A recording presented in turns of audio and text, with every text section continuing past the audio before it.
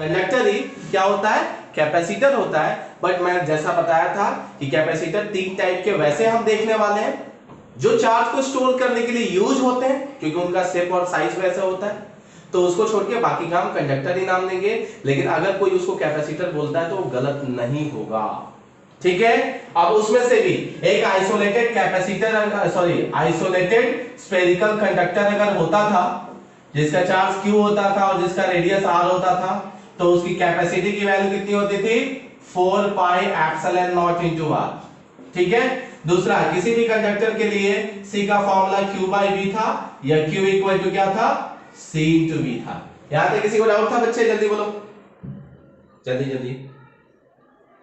हाँ, अब इसके साथ ना, वेरी गुड, इसके साथ में डिपेंडेंस बता दिया था, किस पे डिपेंड करता है, किस पे करता था, शेप और साइज पे, जो भी आसपास का मीडियम है उस पे डिपेंड करता था, और उसके नियर बाई में कोई कंडक्टर रखते थे उस पे डिपेंड करता था, ठीक है। अब किस पे डिपेंड नहीं करता है, तो इंडिपेंडेंस देखते हैं एक बार, इंडिपेंडेंस ऑफ कैपेसिटेंस, कैपेसिटेंस किस पे डिपेंड नहीं करता है बच्चे, तो Q एंड V पे डिपेंड नहीं करता है, Q एंड V पे डिपेंड नहीं करता है। वो अलग एक कंडीशन में बताया था कि V को चेंज करके हम C चेंज कर सकते हैं, देयर वाज कंडीशन कि हम V को चेंज करके वहां पे C को चेंज कर सकते हैं, कहीं पे Q को चेंज करके C चेंज कर सकते हैं, लेकिन जनरली Q और V पे वो डिपेंड नहीं करता है। दूसरा, ये स्पेयर कौन से मटेरियल का यूज किए हो, ये स्पेयर कौन से मटेरियल का यूज किए हो और उसका थिकनेस क्या है, इस पे भी डिपेंड नहीं करता है। ये कौन से मीडियम में रखा है उस पे डिपेंड करता है, क्योंकि उसकी रिलेटिव परमिटिविटी चेंज हो जाती है। लेकिन ये लोहे का है या तांबे का है या किसी और का, उसके मटेरियल पे डिपेंड नहीं करता है। सो क्या लिखेंगे, इंडिपेंडेंस मतलब does not depend on material of conductor and thickness of conductor बोलो, यहां तक किसी को कुछ भी डाउट है, यस और नो? हाँ, ठीक है। अब आते हैं थोड़े क्वेश्चन पे।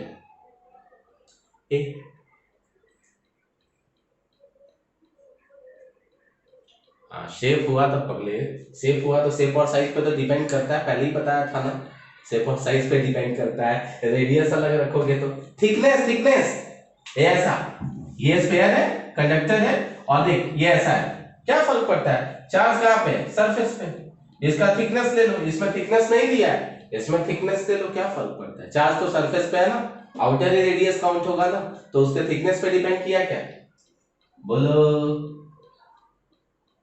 हाँ, वेरी गुड, थैंक यू। अब क्वेश्चन पे आते हैं, थोड़ा स्ट्रॉन्ग फीलिंग आएगा, गड़बड़ मत करना, ठीक है। चलो पहला क्वेश्चन लिखो फटाफट। ए spherical conductor has radius of 5 meter, find its capacitance, जल्दी आंसर बताओ।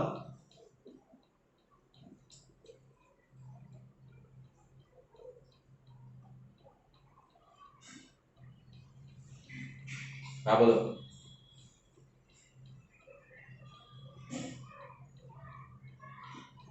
अच्छा, उसकी वैल्यू मतलब उसकी वैल्यू तुम नहीं रख सकते, तो ऐसा गलत बात है। कैसे चेक करो, यहाँ पे C का फॉर्मूला है 4 pi epsilon naught R, 4 pi 1/4 pi epsilon not की वैल्यू 9 into 10⁹ था, तो इसकी वैल्यू 1/9 into 10⁹ हो जाएगा, और रेडियस की वैल्यू कितनी है 5, सो ये कितना हो जाएगा 9, 5 बचे 9, 9 3 27, 9 चौका 36, 9 5 45, ठीक है, into 10⁻⁻9 है, उसी को 5.5 into 10⁻⁻10 फैराड, या 0.55 नैनोफैराड। बताओ इतने रेडियस के लिए कैपेसिटेंस थोड़ा सा आया कि बहुत थोड़ा सा आया? जल्दी, बहुत थोड़ा सा आया। ठीक है, सो इसीलिए इस टाइप का कंडक्टर प्रैक्टिकल पर्पस के लिए यूज नहीं करते हैं। मैक्सिमम टाइम में हम पैरेलल प्लेट यूज करते हैं या सिलिंड्रिकल यूज करते हैं। क्यों? क्योंकि उसकी कैपेसिटी हम बढ़ा पाते हैं। इन बेचारों की कैपेसिटी बहुत ही थोड़ी होती है। अब ये बताओ, क्या अर्थ भी हम एक कंडक्टर की तरह मान सकते हैं क्या? हाँ या ना? बोलो। अरे अर्थ के पास भी स्टोर करने की कैपेसिटी है भाई। कितना भी ग्राउंडिंग क्यों लगाते हो, अर्थिंग क्यों लगाते हो? जितना भी एक्सेस चार्ज होता है सब किधर चला जाता है? ग्राउंड में। मतलब चार्ज स्टोर करने की कैपेसिटी रख रहा है। और अर्थ कैसा है? स्फेरिकल है। तो क्या अर्थ की हम कैपेसिटी निकाल सकते हैं क्या? मतलब क्या अर्थ का कैपेसिटेंस निकाल सकते हैं? यस और नो? बोलो।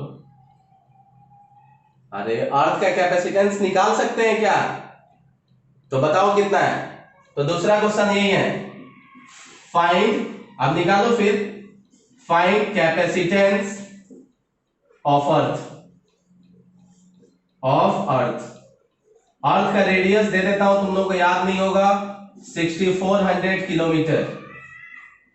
जल्दी बताओ।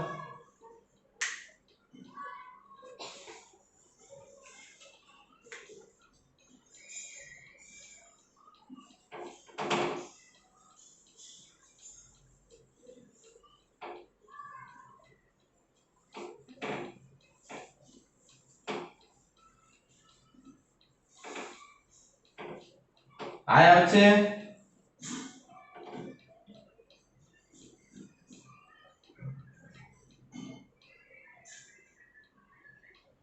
-6। अरे अलग अलग आर्क क्यों ला रहे हो? गलत गलत बात है।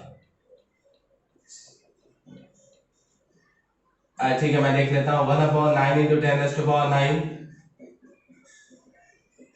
अच्छा ठीक है ठीक है ठीक है ठीक है ठीक है। ये बताओ 0.7 आया ना? 6.4 डिवाइड बाय 9। अरे आया ना? तो हो गया ना? 0.7 इंटू 10⁻³ फैराड। किसी का आया था क्या?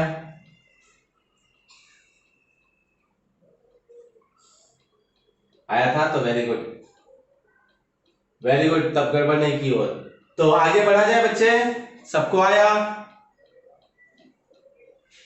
अब सोचो अर्थ कितना बड़ा है कि अर्थ पे क्या क्या है भाई। इंडिया से लेके इंग्लैंड से लेके पाकिस्तान। अब बताओ, पाकिस्तान इंडिया चाइना वाले थोड़े थोड़े जगह के लिए मारपीट करते रहते हैं। अब सोचो हम पूरे अर्थ को मिला देते हैं तब भी चार्ज को स्टोर करने की कैपेसिटी कितनी है?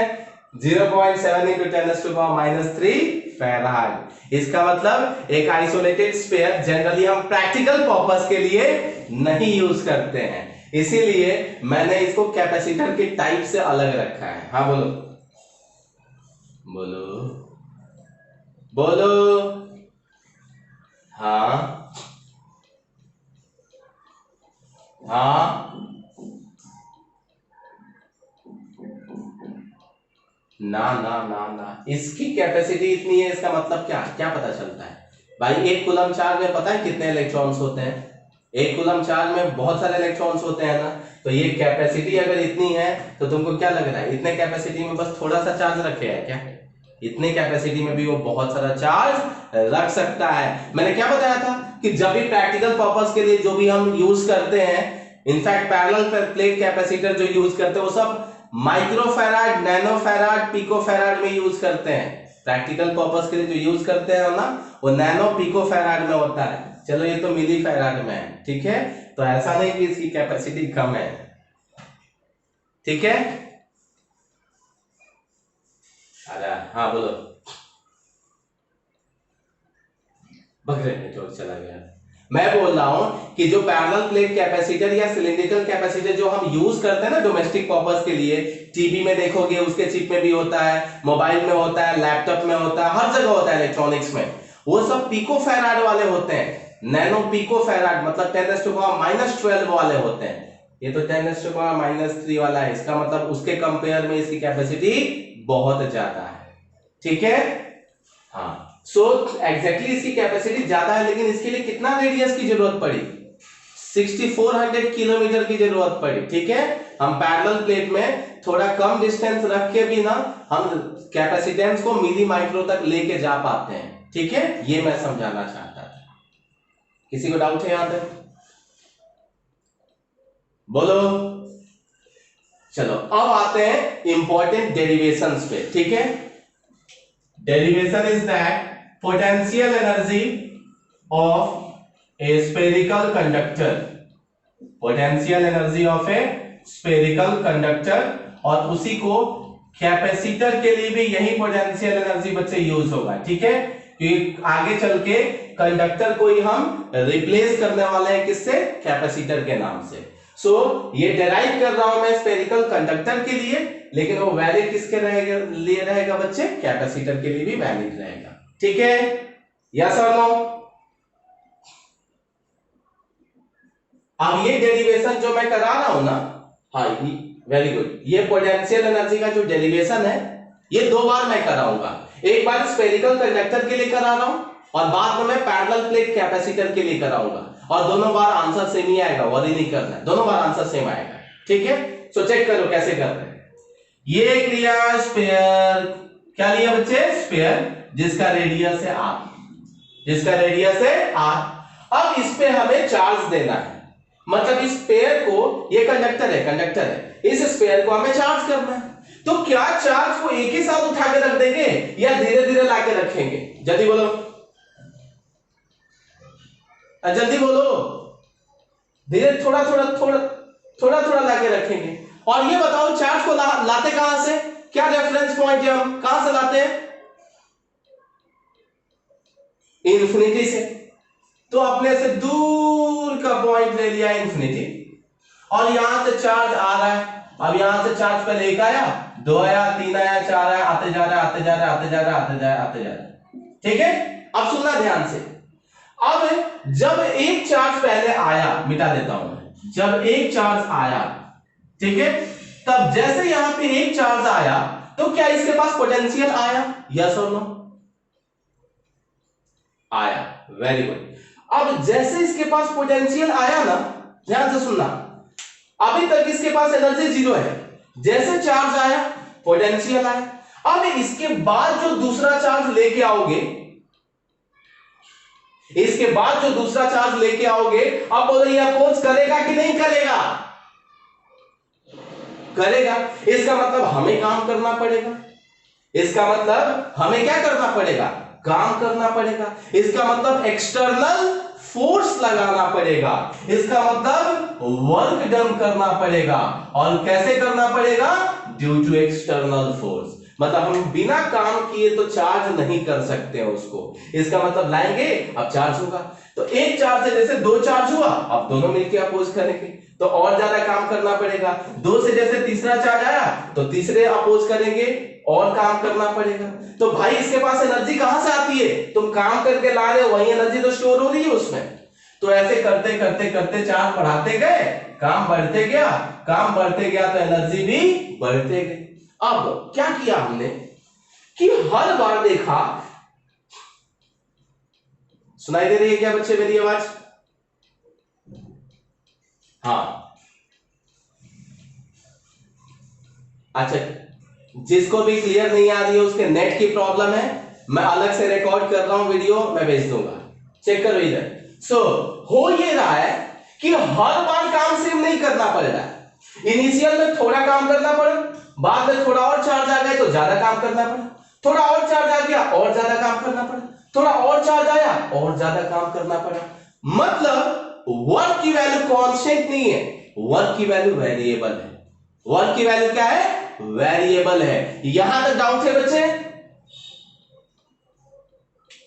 अरे बोलो, हाँ, यहां तक डाउट नहीं है। अब सुनना ध्यान से, हाँ बोलो। अच्छा ठीक है, देखो इधर ध्यान से। अरे बहुत एनर्जी लगती है, ऐसे गड़बड़ मत करो। सो यहां पे पहले कुछ भी चार्ज नहीं था, अब जब यहां ऐसे कुछ भी चार्ज नहीं था, जब यहां से चार्ज एक छोटू सा लेके आए, कोई बात नहीं, कोई दिक्कत नहीं, कोई एक्सटर्नली हमें अपोज करने की जरूरत कोई नहीं किया, हमें एक्सटर्नल काम करने की जरूरत नहीं पड़ी।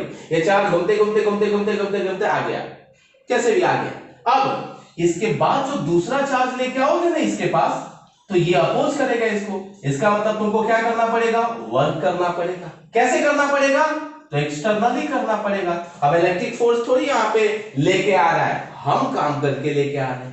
मतलब ये इंफिनिटी से हम काम करेंगे तो हमारा एक चार्ज यहाँ पे आया। अब जैसे काम करके आए तो एक चार्ज यहाँ बढ़ गया, इसका मतलब एनर्जी थोड़ी बढ़ गई। अब और एक चार्ज लेके आ रहे हैं तो ये मिलके अपोज करेगा, तो फिर से काम करना पड़ेगा, तो और चार्ज बढ़ेगा। मतलब हर बार जैसे जैसे चार्ज बढ़ते जाएगा काम भी हमारा बढ़ते जाएगा, और जितना ज्यादा काम बढ़ते जाएगा एनर्जी भी उतनी बढ़ते जाएगी। जितना हम काम करते जाएंगे that work is converted into energy. यही तो पूरे पोटेंशियल एनर्जी के भाषण में मैंने सिखाया था, जब potential energy due to a point charge सिखाया था, याद आया? हाँ। अब इस पूरे कंडक्टर को चार्ज करने के बाद इस पे चार्ज Q आया, मतलब पूरा कंडक्टर चार्ज हो गया, Q आया। लेकिन दिक्कत ये है कि ये पूरे चार्ज को स्टोर करने में हमें इक्वल अमाउंट ऑफ वर्क नहीं किया। हम हर बार वर्क की वैल्यू अलग अलग आई। इसका मतलब डायरेक्ट W तो नहीं निकाल सकते, डायरेक्ट W नहीं निकाल सकते, हमें छोटा वर्क निकालना पड़ेगा और उस छोटे वर्क को इंटीग्रेट करना पड़ेगा, तब जाके पूरा वर्क निकलेगा। यहां तक डाउट है बच्चे? हाँ। अब क्या किया मैंने कि late at any instant during charging of conductor, charge on the surface of conductor, charge on the surface of conductor is Q and potential is V। मतलब टोटल चार्ज इस पे कितने आने वाला है Q, लेकिन तुम जब चार्ज कर रहे हो तो आधे रास्ते में कभी भी लेट कि उसके पास Q अमाउंट का चार्ज था, मतलब ये पूरा चार्ज नहीं था, पूरा चार्ज Q होता, ये पूरा चार्ज नहीं था, थोड़ा बहुत चार्ज हुआ था। उस टाइम में उसका पोटेंशियल था, उस टाइम में चार्ज उसके पास हमने मान लिया Q था, मतलब इससे थोड़ा कम था। सपोज ये अगर 100 कूलम है तो उस टाइम में सपोज 50 कूलम ही आया था, तो 50 कूलम में जो चार्ज Q था उस टाइम में ले लिया कि उसका पोटेंशियल V था। जब चार्ज Q था तब उसका कुछ ना कुछ पोटेंशियल रहा होगा, उस टाइम में पोटेंशियल की वैल्यू क्या था, V। इसका मतलब लिख सकते हैं Q इक्वल टू CV, मतलब V की वैल्यू आ गई Q बाई C। किसी को डाउट है बच्चे यहां तक? आया ना? अरे बोलो जल्दी। V इक्वल टू क्या लिखा, Q बाई C, ठीक है, V equal to Q by C। अब ध्यान से सुनना, अब जब और चार्ज बढ़ाओगे तो पोटेंशियल की वैल्यू और क्या होगी, बढ़ेगी। क्या कैपेसिटी चेंज होगी, क्या कैपेसिटेंस चेंज होगा क्या? यस और नो? यस और नो? नहीं, कैपेसिटेंस चेंज नहीं होगा। क्यों? क्योंकि तुम चार्ज बढ़ा रहे हो, पोटेंशियल भी सिमिलरली क्या होता है, बढ़ रहा है, ठीक है। अब जब इसका चार्ज Q था, इस सरफेस पे चार्ज Q था, इसको भूल जाओ, इसको भूल जाओ। अभी इस पे चार्ज Q है और इसका पोटेंशियल V है, और उस टाइम तुम एक dq चार्ज को, छोटे से चार्ज को ला रहे हो, तब ये V पोटेंशियल वाला जो स्फीयर है ये अपोज करेगा किसको, dq चार्ज को, और इसी dq चार्ज के लिए हम वर्क निकाल लेते हैं और उसी वर्क को इंटीग्रेट कर देंगे तो क्या निकल जाएगा, पूरा वर्क। सो नाउ क्या लिखेंगे, work done to bring charge dq due to external force is, देखो dw इक्वल टू du लिख सकते हैं कि नहीं लिख सकते हैं, बोलो जल्दी। लिख सकते हैं। अगर इलेक्ट्रिक फोर्स के कॉज से आता तो माइनस du लिखते, एक्सटर्नली लेके आ रहे हैं इसीलिए प्लस du लिखा, ठीक है। अब u का फॉर्मूला तुमको पता है, u का फॉर्मूला q इंटू v तुमको सबको पता है, मैं बता रहा हूं कि सबको पता है। तो चेक करो du को क्या लिख सकते हैं, जब ये चार्ज आ रहा है तो उस टाइम में पोटेंशियल v है और चार्ज dq है, इसका मतलब du का फॉर्मूला dq इंटू v लेंगे। इससे पहले क्या लिखते थे बच्चे, इससे पहले लिखते थे कुछ तो लिखते थे q इंटू dv लेते थे। इससे पहले du का हम जो ब्रेक करते थे ना वो क्या लिखते थे, q इंटू dv, मतलब वहां चार्ज कांस्टेंट होता था और पोटेंशियल वैरी करता था।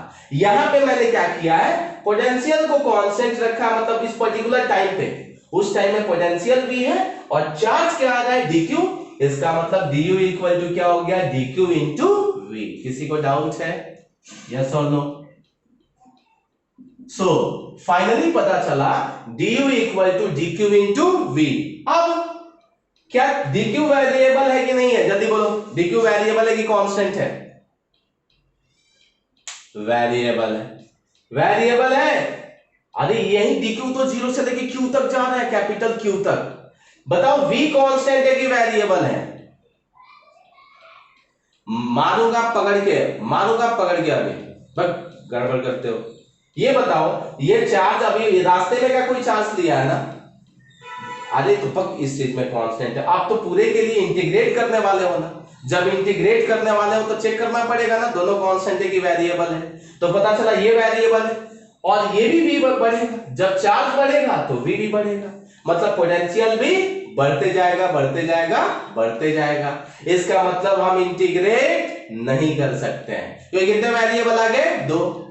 तो देखो ये टाइम पास के लिए तो किया नहीं था, हमने तुरंत याद आया कि अच्छा हम v का वैल्यू पहले से निकाल के रखे हैं q बाई सी। आप चेक करो कितने वेरिएबल आए, 1 कि 2, जल्दी। क्या चार्ज, क्योंकि कैपेसिटेंस की वैल्यू क्या हो गई है, कांस्टेंट। तो कर दो, इनिशियल में चार्ज 0 था तब एनर्जी क्या थी, 0। बाद में चार्ज कैपिटल Q हुआ तो एनर्जी कुछ u रही होगी। du का integration u, lower limit u, upper lower limit 0, upper limit u, 1 by c is the constant term, q into dq का इंटीग्रेशन क्या हो जाएगा, q स्क्वायर बाई 2। किसका ये म्यूट नहीं है, कौन आसपास में ये कर रहा है? यहां पे q का पावर में ऐड किया, डिवाइड किया तो q square by 2, lower limit 0, upper limit q, तो यही बच्चा u का वैल्यू आ गया q स्क्वायर अपॉन 2c। कितना आ गया बच्चे, q स्क्वायर अपॉन 2c। बताओ किसी को भी डाउट है, यस और नो? Very good. सो आपको पूरे कैपेसिटर में, ये मैं कंडक्टर को लेके चला हूं, लेकिन पूरे कैपेसिटर में आपको याद रखना है कि potential energy of the capacitor या इनसाइड द कैपेसिटर की value q square upon 2c होता है। कितना होता है, q स्क्वायर अपॉन 2c। हम यहां स्फेरिकल कंडक्टर के लिए निकाल रहे थे, उस टाइम में c की वैल्यू पुट अप कर सकते हैं। c की वैल्यू बच्चा कितना होती है स्फेरिकल कंडक्टर के लिए, बोलो जल्दी जल्दी जल्दी। 4 पाई एप्सिलॉन नॉट r, इसका मतलब क्या हो गया, 8 पाई एप्सिलॉन नॉट r। ये किसके लिए हो गया बच्चा, तो ये एनर्जी हो गया फॉर स्फेरिकल कंडक्टर।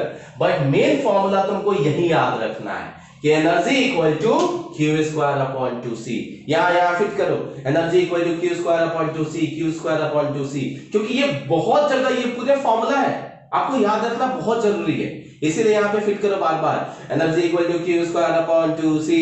आया कि नहीं आया? स्क्रीनशॉट मारो जल्दी, वेरी गुड, जल्दी स्क्रीनशॉट मारो इसका, मार लिया, ओके ठीक है। अब चलो इसी का 2 फॉर्म और सिखाता हूं बच्चे, इसी का 2 फॉर्म और सीखते हैं। हमें पता चला एनर्जी ऑफ द कंडक्टर, मैंने ये कंडक्टर के लिए कराया है स्फेरिकल कंडक्टर, बट ये सबके लिए वैलिड रहेगा, मतलब किसी भी कैपेसिटर के लिए आगे चल के मैं फिर से डिराइव करूंगा, यही आंसर रहेगा q स्क्वायर अपॉन 2c। अच्छा ये बताओ q इक्वल टू c भी पता है कि नहीं पता है, देखो तो पता है भाई। तो जैसे यहां पे q इक्वल टू c लिखेंगे तो c square v square upon 2c, एक सी से एक सी कैंसल, सो एक और फॉर्मूला आ गया, मतलब u का एक और फॉर्मूला तुमको याद रखना है। क्या याद रखना है? Half C B square, half C B square एक और फॉर्मूला हो जाएगा। अभी q को चेंज किए थे ना, अभी c को चेंज करो, तो c इक्वल टू क्या लिखेंगे? q by b। c equal to क्या हो जाएगा? q बाई b, एक q से एक q cancel, so half into q into b। ये तीन फॉर्म है बच्चे, तीनों फॉर्म तुमको याद होना चाहिए, तीनों फॉर्म तुमको याद होना चाहिए। जैसे याद है हीट एनर्जी का formula I square R T, V square upon R T, V I T, ये तीन तीन फॉर्म होता था, 10th क्लास में था, V I T, I square R into T, V square by R into T. वैसे ही इसका भी तीन फॉर्म है, तुम कोई एक याद रख लो बच्चे, आइदर कोई भी एक याद रखो और उस एक से बाकी का दो, ये फॉर्मूला याद रखोगे तो दो लिख सकते हो। किसी को डाउट है? बोलो। सो एनर्जी का तीन फॉर्मूला आया, फिर से यहां फिट किया, एनर्जी का तीन फॉर्मूला, एक हाफ सी बी स्क्वायर, एक क्यू स्क्वायर अपॉन 2c और एक हाफ क्यू इंटू वी। इतने क्वेश्चन मिलेंगे ना कि वो तुमको याद करने की जरूरत नहीं, खुद ही याद हो जाएगा। लेकिन अभी फॉर्मूला के लिए याद रखो, कहीं साइड में लिख के रखो, अभी फॉर्मूला मैं क्वेश्चन में यूज करूंगा, इसके लिए ये तीन फॉर्मूला लिख के रखो, Q square upon 2c, half C B square and half into Q into V. जल्दी मैं रब कर रहा, हाँ वेरी गुड। अब जो हम करने वाले हैं इसका बोर्ड से कोई लेना देना नहीं है, इसका ये जो पढ़ाया वो बोर्ड से लेना देना हो सकता है, लेकिन अब जो मैं बता रहा हूं उसका बोर्ड से कोई लेना देना नहीं है, और ये सिर्फ नीट और मेंस लेवल पे आता है, ठीक है? तो ध्यान से देखना कैसे है। टॉपिक है, टॉपिक का नाम है रीडिस्ट्रीब्यूशन, रीडिस्ट्रीब्यूशन। ध्यान से देखना, ये थोड़ा कॉम्प्लिकेटेड लगता है कुछ लोगों को। Redistribution of charges, comma, potential and energy of spherical conductors, मतलब हमारा टॉपिक जैसे मैंने बताया था स्फेरिकल कंडक्टर लेके चलेंगे, तो स्फेरिकल कंडक्टर ही लेके चल रहे हैं। रीडिस्ट्रीब्यूशन जब होता है, तो रीडिस्ट्रीब्यूशन जब भी होता है ना, तो चार्ज, पोटेंशियल, एनर्जी सब चेंज हो जाता है। वही कैसे निकालोगे तुम, इसी के बारे में हम बात करने वाले हैं। तो मैं थ्योरी एक बार बता देता हूं, हालांकि ये थ्योरी नहीं पूछा जाता है, क्वेश्चन पूछा जाता है, पर पहले थ्योरी तो आनी चाहिए, फिर तो क्वेश्चन आएगा। तो चलो कैसे करेंगे, ध्यान से देखते एकदम। दो बच्चे यहां पे स्फेरिकल कंडक्टर लेते हैं, दो स्फेरिकल कंडक्टर लिया, एक का रेडियस ले लिया r1 और दूसरे का रेडियस ले लिया r2।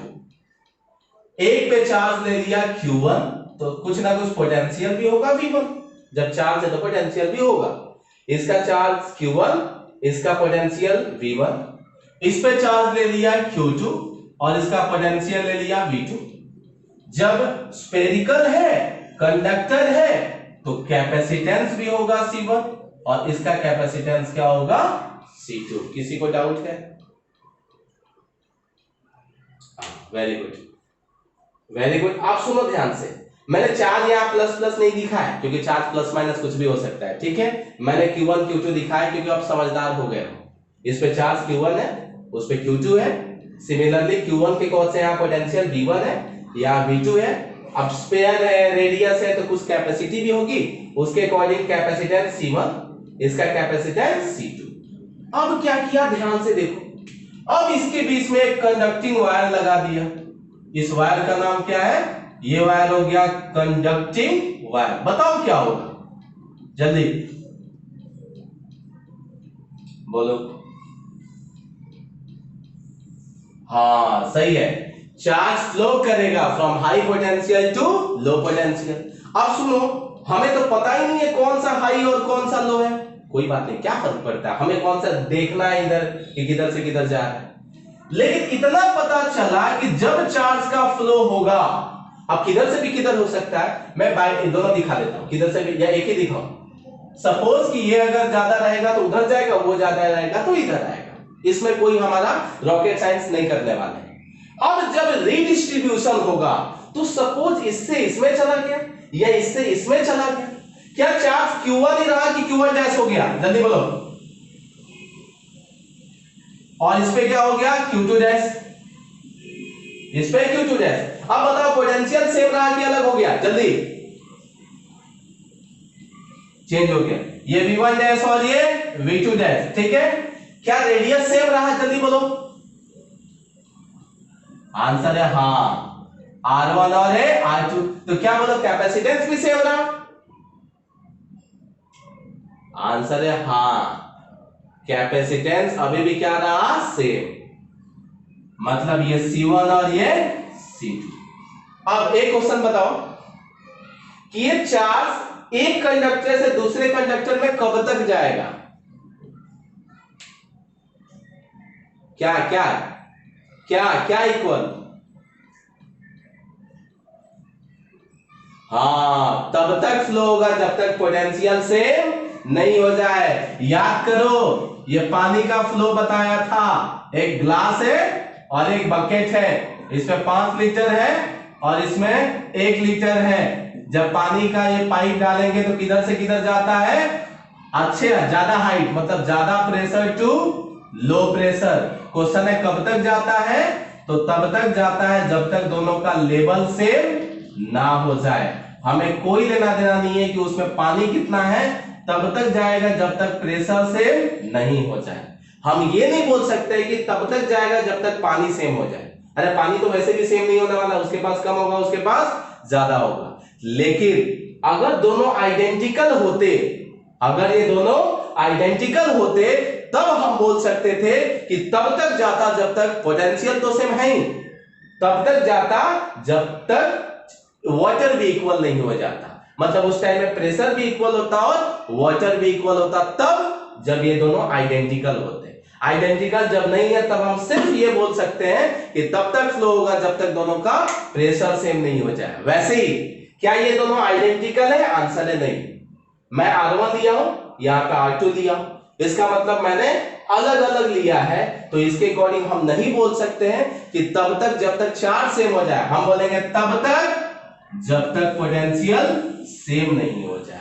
तो इसका पोटेंशियल V1 नहीं रहा, इसका भी V2 नहीं रहा। एक V1 डैश हो गया और दूसरा V1 डैश, लेकिन हुआ दोनों सेम सेम। दोनों क्या हो गया? Same same. बताओ बच्चे, किसी को डाउट है यहां पे? हाँ या ना?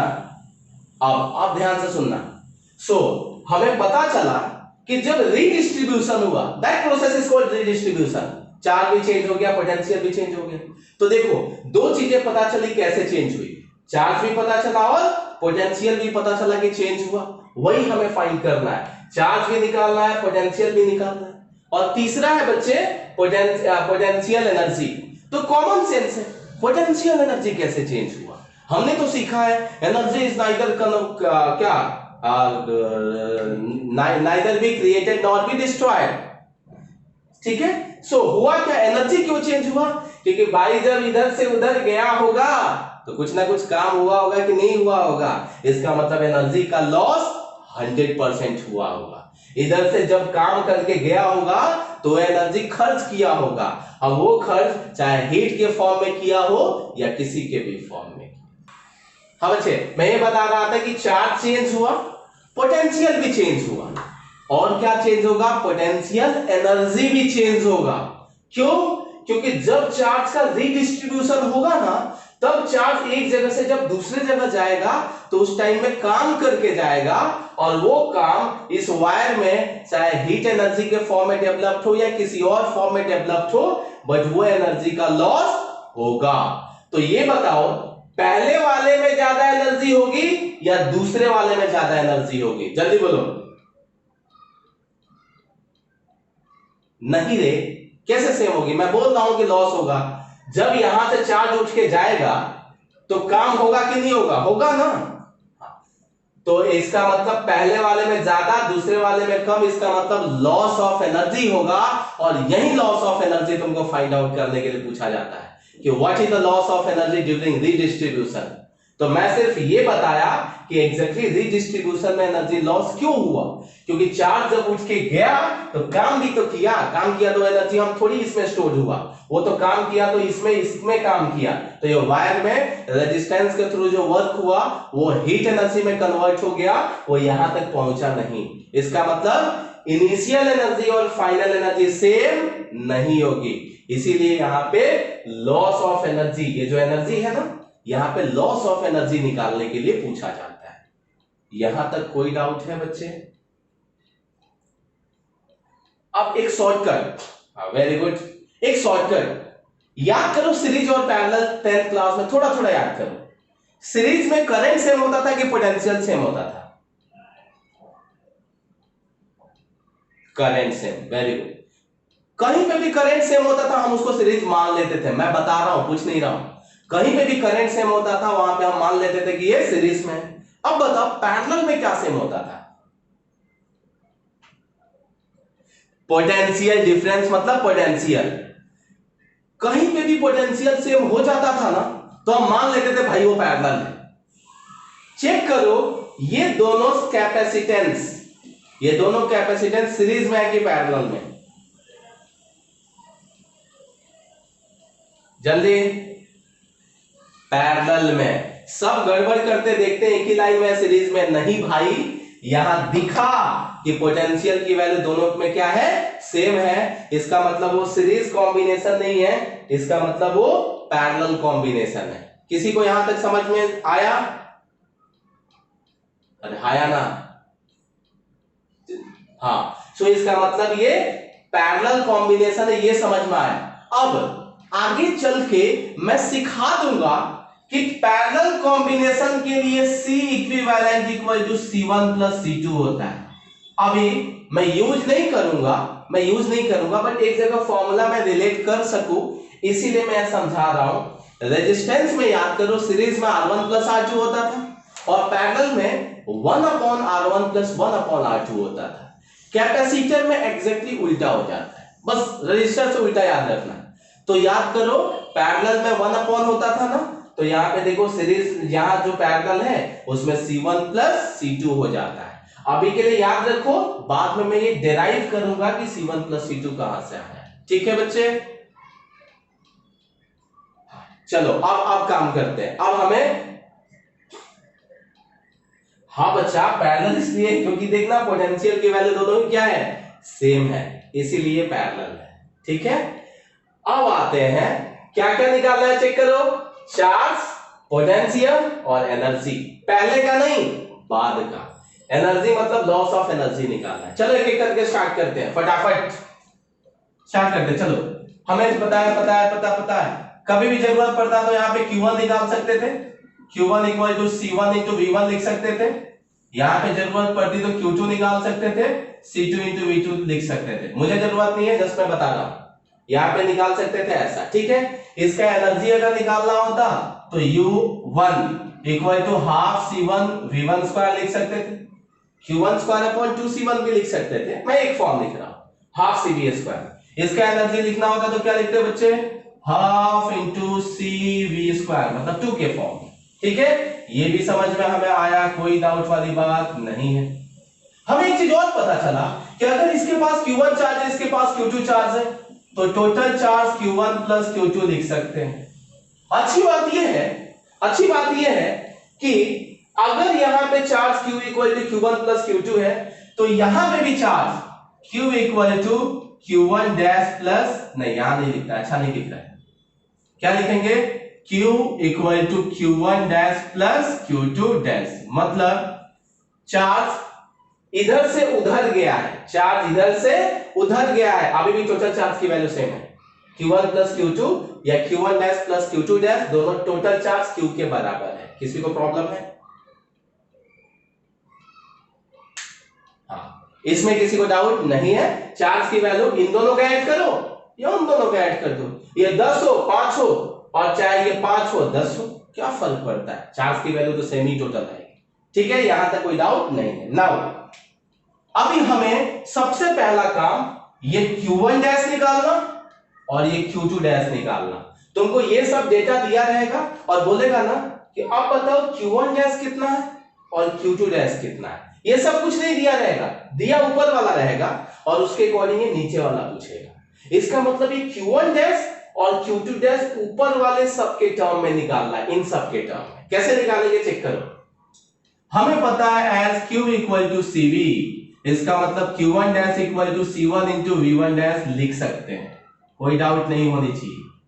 Similarly Q2 dash equal to C2 into V2 dash लिख सकते हैं, यस और नो, जल्दी बोलो।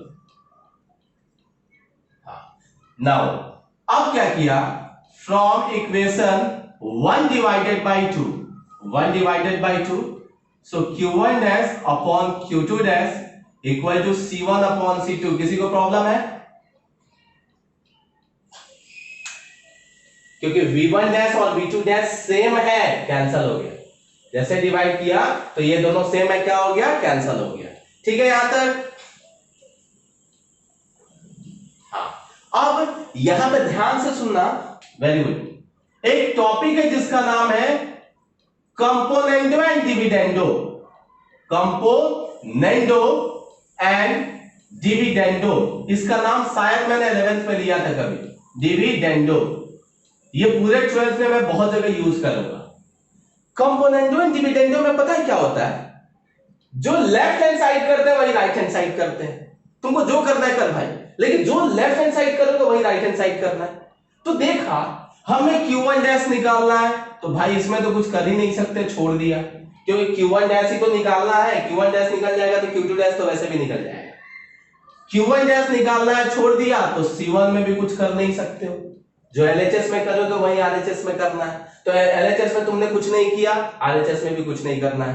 अब नीचे देखा कि यहां Q2 डैश है।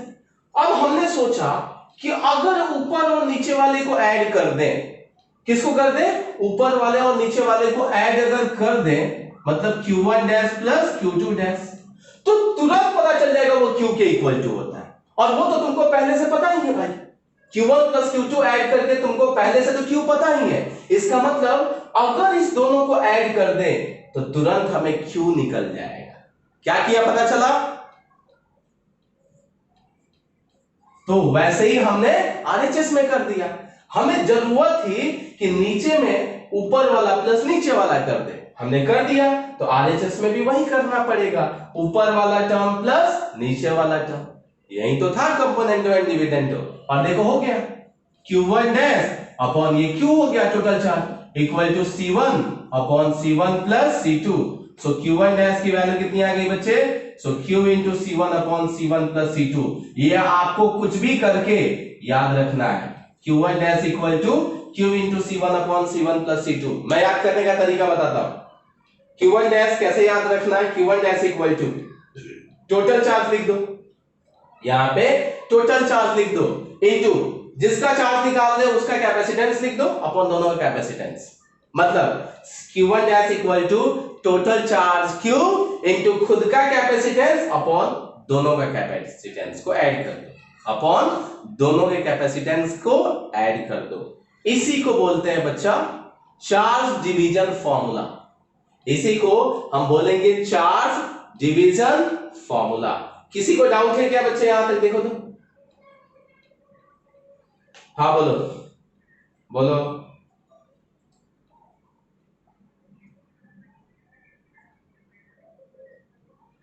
हाँ, हमें Q1 डैश निकालना था ना, तो हमें Q1 डैश तो निकालना था, इसमें कुछ कर नहीं सकते थे। ये सब वैल्यू तुमको पहले से पता रहती है, तुमको Q2 डैश नहीं पता रहता है भाई, एक ही इक्वेशन है।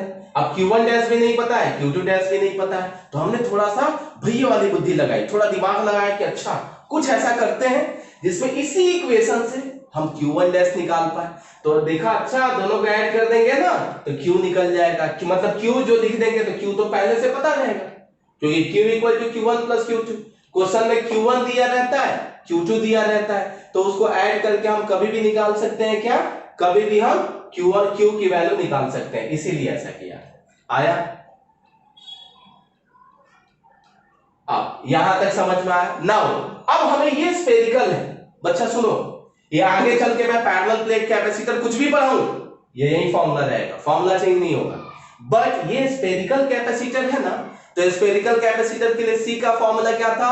4 पाई एप्सिलॉन नॉट R। क्या था? 4 पाई एप्सिलॉन नॉट R।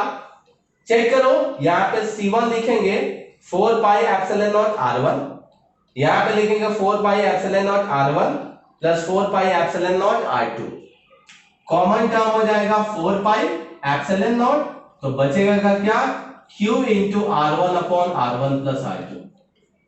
हम ऐसा सिर्फ स्फेरिकल के लिए लिख सकते हैं, बाकी किसी भी कैपेसिटर के लिए फॉर्मूला वैलिड है। किसी भी पैरेलल कैपेसिटर, ये पैरेलल कॉम्बिनेशन है, आगे पैरेलल कैपेसिटर के लिए फॉर्मूला वैलिड रहेगा।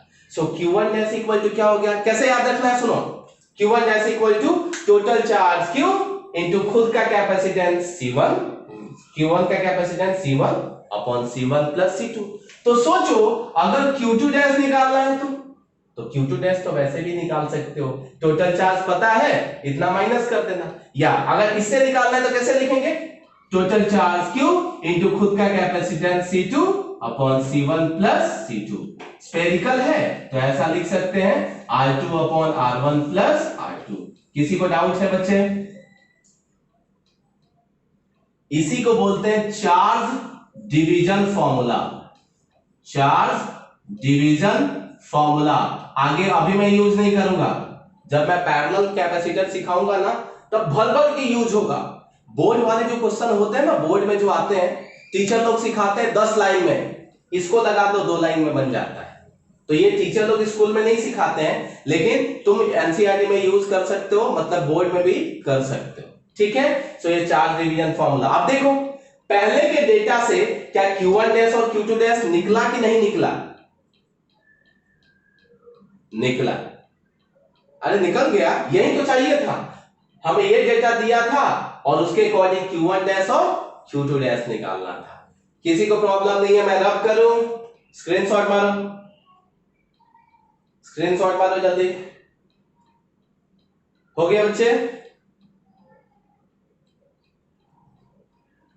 हाँ ठीक है। So very good very good very good. Now अब जो निकालना है, अब पोटेंशियल निकालना है। पोटेंशियल में क्या निकालना है बच्चे? पोटेंशियल मतलब V1 डैश और V2 डैश निकालना है। तो सिंपल भाई, V1 dash V equal to Q by C होता है, V equal to Q by C होता है। तो V1 डैश इक्वल टू क्या हो जाएगा, इसका चार्ज Q1 डैश है और इसका कैपेसिटेंस क्या है, C1 है। सिंपल। V2 डैश कैसे निकालोगे? So V equal to Q by C होता है। देखो V2 डैश किधर है, इसका पोटेंशियल है, तो इस टाइम में इसके पास चार्ज कितना है, Q2 डैश, ये Q1 डैश था, और यहाँ पे कैपेसिटेंस क्या है, C2। अब हमें V1 dash equal to V2 dash पता है, तो चाहे इस फॉर्मूला से निकालो और चाहे इस फॉर्मूला से निकालो, आंसर क्या आएगा, सेम आएगा। क्या बोला, पता चला? अरे हाया ना, इस फॉर्मूला से निकालो या इस फॉर्मूला से निकालो, आंसर क्या आएगा, सेम आएगा, ठीक है। या दूसरा मेथड एक और बता देता हूं कि एक और method V1 dash equal to V2 dash कैसे निकालोगे। देखो ये पैरेलल कॉम्बिनेशन है कि नहीं है? अरे है। तो टोटल पूरे को एक सिस्टम मान लेते हैं, पूरे को सिस्टम मान लिए। अब V का फॉर्मूला Q बाई C होता है, V का फॉर्मूला क्या होता है, Q बाई C। तो पूरे को एक सिस्टम मान लिया, तो टोटल चार्ज कितना है, Q, और टोटल कैपेसिटेंस को क्या बोलेंगे, C इक्विवेलेंट। तो C इक्विवेलेंट इक्वल टू क्या लिख सकते हैं, C1 प्लस C2। पैरेलल है ना, मैंने बोला बाद में सिखाऊंगा प्रूफ, लेकिन अभी लिख दे रहा हूं कि ऐसा भी लिख सकते हैं, C इक्विवेलेंट के जगह C1 प्लस C2 लिख सकते हैं। डाउट है बच्चे? आया? तो ये तीन में से तुमको जो दिल करे यूज कर लेना, तीनों में से कोई भी यूज कर दोगे आंसर सेम है, ठीक है। तो तुमको जो दिल करे वो करना। अब दो चीजें हो गई, चार्ज Q1 डैश निकल गया, Q2 डैश निकल गया, पोटेंशियल भी निकल गया, V1 dash V2 dash same ही हो गया बट निकल गया। अब निकालना है third point, loss of energy. Loss of energy क्यों, कैसे निकालोगे?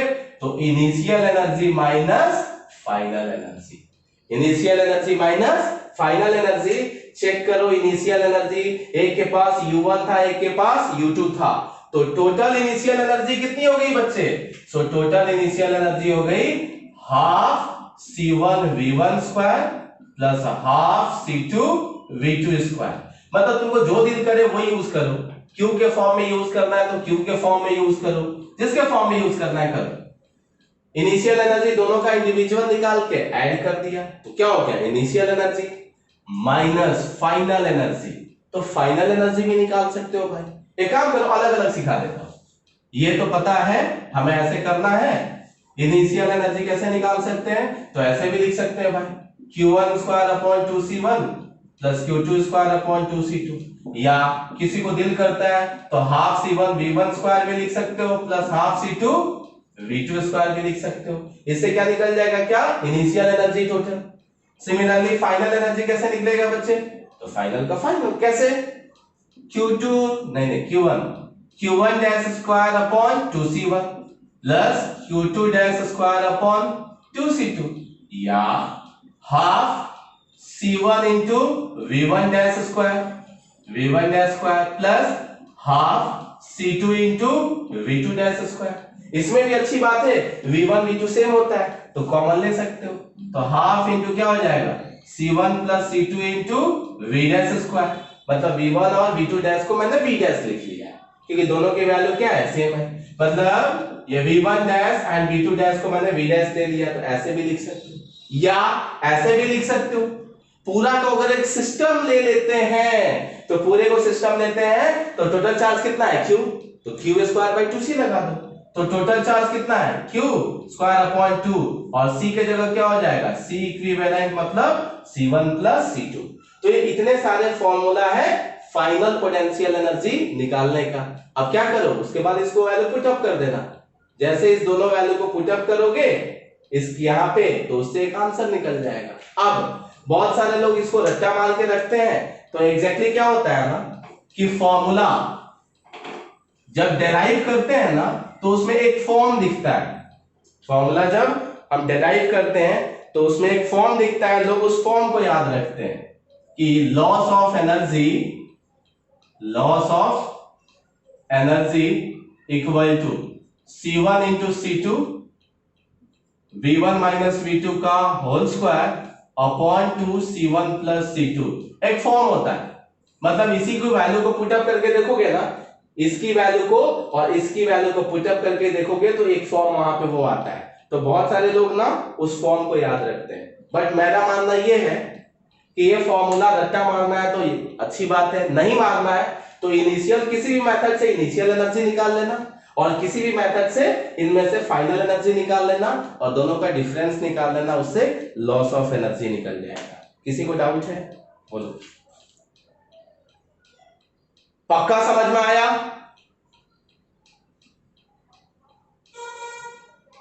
हमें क्या क्या पता चला, Q1 डैश निकाल सकते हैं, Q2 डैश निकाल सकते हैं, V1 डैश V2 डैश भी निकाल सकते हैं और लॉस ऑफ एनर्जी भी निकाल सकते हैं। ठीक है,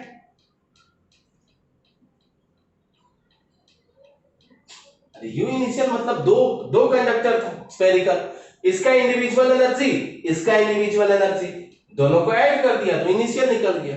मतलब एक का Q1 स्क्वायर अपॉन 2C1, एक का Q2 स्क्वायर अपॉन 2C2, दोनों को ऐड कर दिया तो निकल गया। या दूसरा भी तुमको पता है, half C1 into V1 square plus half C2 into V2 square, एक का ये क्या हो गया, टोटल हो गया। एक और फॉर्मूला यूज कर सकते थे, हाफ Q1 इंटू V1, ऐसा half Q1 into V1 plus half Q2 into V2, इससे भी क्या निकाल सकते थे, इनिशियल। और फाइनल के लिए फिर फाइनल वाला सेम सेम लगा दिया, दोनों को डिफरेंस कर देंगे तो लॉस ऑफ एनर्जी निकल जाएगा। आया? आज तीनों में से कोई भी यूज करना है जो तुमको इजी लगे। ठीक है, आगे बढ़े बच्चे, चलो क्वेश्चन लिखो फटाफट। होप की सब फॉर्मूला लिख चुके होगे। फॉर्मूला लिखने के लिए मैं बोला था सबको, फॉर्मूला लिखा था क्या सबने? अरे हाँ या ना? वैसे एक ही फॉर्मूला मैंने मिटाया है चार्ज डिवीजन का, Q1 dash equal to Q into C1 upon C1 plus C2, या Q इंटू स्फेरिकल है तो R1 upon R1 plus R2। Similarly Q2 dash equal to Q into C2 upon C1 plus C2, या Q into R2 upon R1 plus R2। चलो बच्चे question लिखते हैं, जल्दी निकाल लिए सब, स्क्रीनशॉट मार लिए? हाँ चलो मैं रब कर रहा हूं। गड़बड़ मत करना, भले आराम आराम से करना, लेकिन आंसर आना चाहिए और सही आना चाहिए। चलो, there is a question in which, मैं भाषण नहीं लिखा था, भाषण ऑलरेडी नोट्स में है, मैं डायरेक्ट पॉइंट पे आता हूं। जो क्वेश्चन की मैं भावनाएं हैं, क्वेश्चन की भावनाएं से ये है कि दो स्फीयर है, एक का रेडियस 10 सेंटीमीटर है, दूसरे का रेडियस 20 सेंटीमीटर है। इस पे जो चार्ज है 12 माइक्रोकूलम है, इस पे जो चार्ज है -2 माइक्रोकूलम है। सही है? अरे बोलो, किसी को डाउट है? Now they are connected by conducting wire. Now they are connected by what? Conducting wire. सही है? तो क्या क्या निकालना है? तो फर्स्ट वन निकालना है Q1 dash and Q2 dash, second one निकालना है V1 dash and V2 dash, हालांकि दोनों सेम ही होगा, पर बोला है V1 dash and V2 dash, and third one निकालना है लॉस ऑफ एनर्जी। एक ट्राई करोगे, मैं करूं? जल्दी बोलो, एक ट्राई करोगे कि मैं करूं? हेलो, ट्राई करोगे? करो फिर। मैं भी करता हूं, छापना मत मेरे से, अपना करो, बाद में टैली करेंगे हम लोग।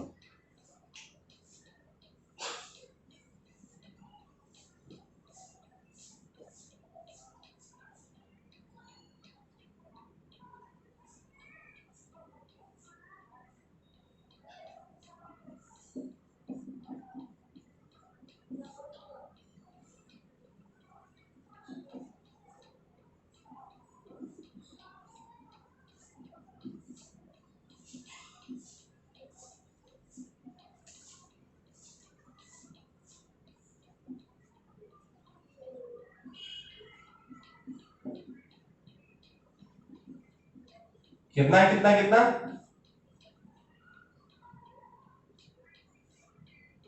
3.33 इंटू 10⁻⁻6। चेक करो।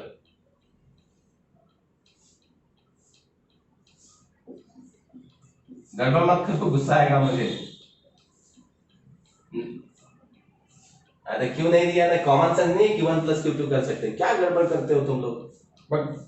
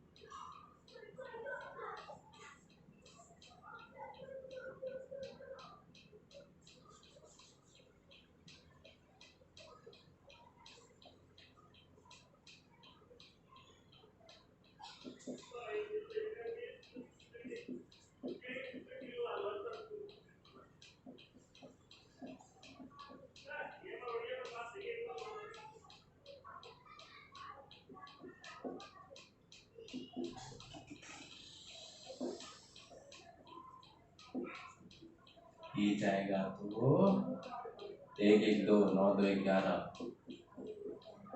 5,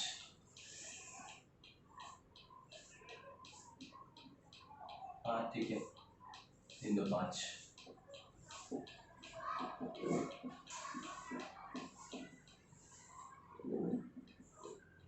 क्या बच्चे? Q1 डैश, हाँ पगलो देखो इधर, मैंने सॉल्व कर दिया है।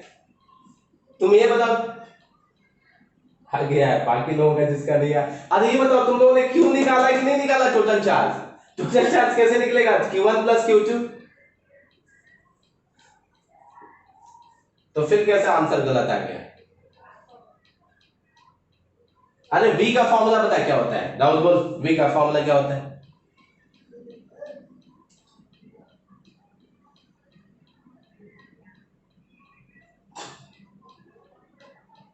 अच्छा ठीक, हाँ ठीक है, राउंड देख इधर तो, बाकी लोग भी अपने हिसाब से देखना, एक एक करके बताता हूँ। पगले ये पता चला राउंड कैसे लिखा, तो ये बता Q1 डैश की वैल्यू कितना है, देख तो इधर 3.33 है। मेरे को अच्छा नहीं लग रहा था, मैं 10/3 लिख दिया।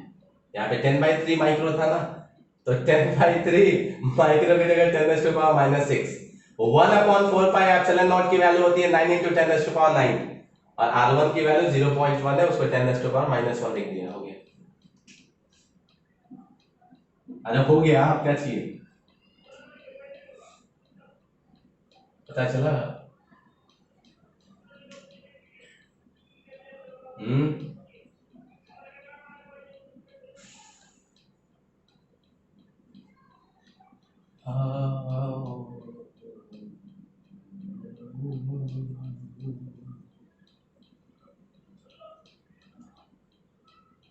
Q square upon 2C half Q into V, half Q into V, जान दो बता हमारे लिए से बेहतर है half C1 V1 square, ना ना ना ना ना ना ना, Q1 square upon 2C1 plus Q2 square upon 2C2, 1/2 is the common term, very good। Q1 square, Q1 है ना, very good, Q1 दे भाई, Q1 तो है 12 बराबर 144 into 10⁻⁻12, समझ लिए, बहुत दिक्कत है। So Q1 square upon 8πε0 R1 plus Q2 square upon 8πε0 R2. Now what is the common term?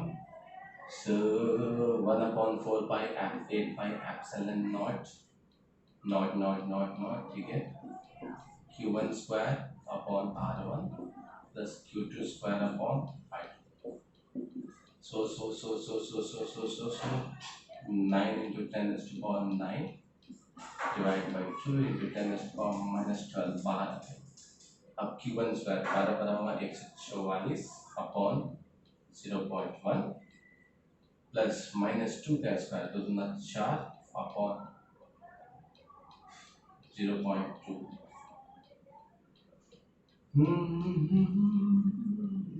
9/2 into 10⁻⁻3। ये भाई तो बहुत ही ज़्यादा आ गया, ये तो 144 40 एंड प्लस ये हो गया 20, तो ये हो गया 9/2 into, अरे सब हो कि गए,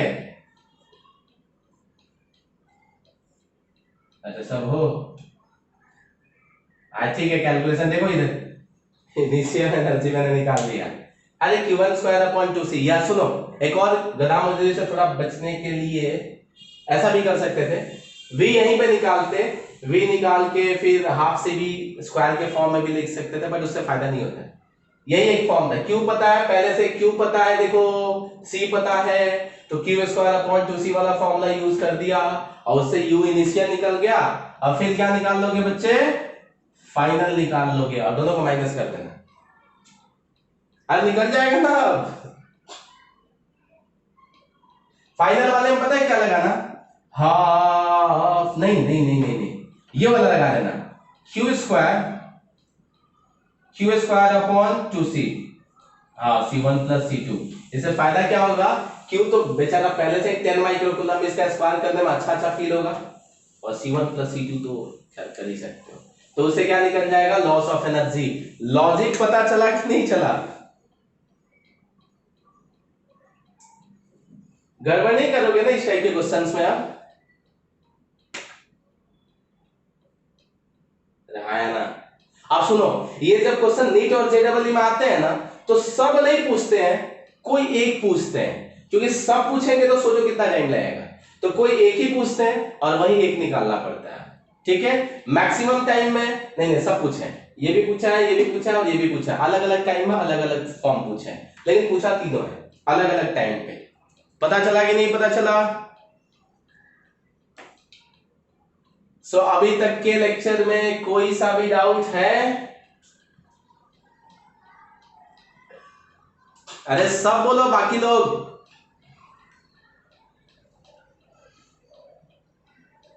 ठीक है, अच्छा सुनो, मैं क्या बोल रहा है, नोट्स में एक और क्वेश्चन उसके नीचे डाल दिया हूं, उसको भी ट्राई कर लेना।